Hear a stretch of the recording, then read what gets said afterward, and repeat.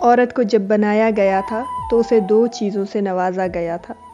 ایک خوبی دی گئی تھی اور ایک خامی دی گئی تھی۔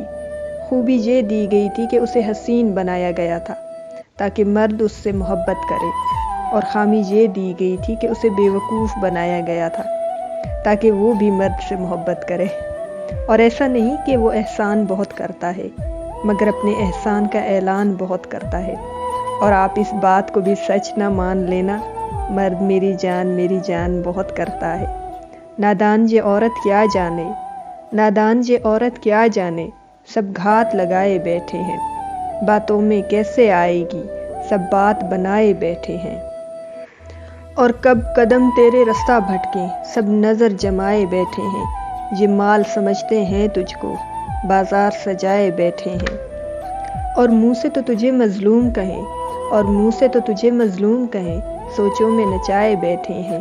یہ بد ہے، بد کردار بھی ہیں، صورت کو چھپائے بیٹھے ہیں۔ تو بہن بھی ہے، تو ماں بھی ہے، سب رشتے بھلائے بیٹھے ہیں۔ اگر ایسا نہیں تو چپ کیوں ہے، کیوں دین بھلائے بیٹھے ہیں؟